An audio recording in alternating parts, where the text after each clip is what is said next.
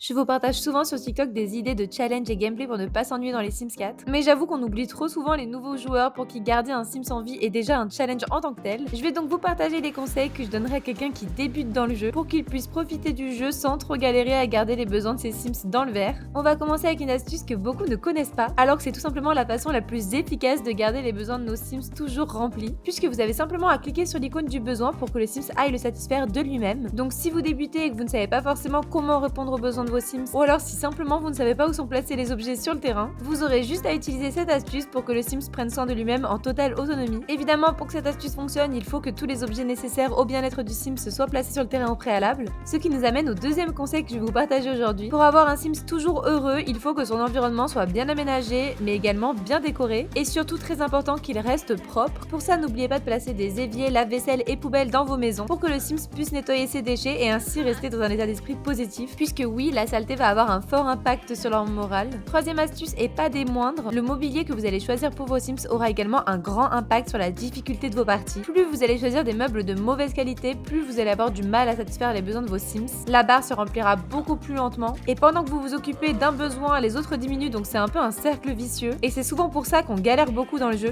Vous risquez également d'avoir un moodlet négatif causé par le mobilier de mauvaise qualité. Le conseil, c'est évidemment d'investir petit à petit dans des meubles de bonne qualité, quitte à laisser un peu de côté la décoration de la maison pour le moment, que ce soit les fenêtres ou des choses qui sont pas indispensables comme ça. En attendant d'avoir plus d'argent, mais vraiment prioriser le confort de vos Sims, c'est hyper important pour ne pas galérer. Et oui, si vous ne le saviez pas, vous allez avoir un score attribué à chaque objet sur différents critères. Par exemple, pour les lits, on a évidemment le point énergie, qui est évidemment l'élément le plus important à regarder lorsqu'on choisit un lit dans la boutique. Plus le score est élevé, plus l'objet va permettre de satisfaire le besoin de votre Sims plus rapidement. Mais vous allez avoir également différents avantages, comme par exemple le soulagement du stress. Pour ce qui est des éléments de plomberie, il faut évidemment regarder le critère hygiène. Plus ce score est élevé, plus le Sims va satisfaire son hygiène rapidement. Mais vous avez également un score pour la consommation. Donc là, c'est pas forcément quelque chose que vous allez regarder en tant que débutant, mais ça vous permettra de diminuer vos factures en fonction des objets que vous choisissez. Et évidemment, le score de fiabilité qui est très important. Un objet de mauvaise qualité aurait également besoin d'être réparé plus souvent, qui vous fera perdre soit des Simflous si vous décidez de contacter un réparateur ou alors de le remplacer, ou alors du temps si vous décidez de le réparer vous-même. Enfin, le dernier conseil que j'ai envie de vous partager, c'est de ne pas sous-estimer les points de récompense qui peuvent vous être mais tellement utiles dans vos parties. Si vous terminez l'aspiration que vous donnez à votre Sims, vous allez recevoir des points que vous pourrez dépenser dans la boutique de récompense. Et là, il y a vraiment un peu de tout, donc dépensez vos points de façon intelligente. Je vous déconseille d'acheter des potions qui sont à usage unique,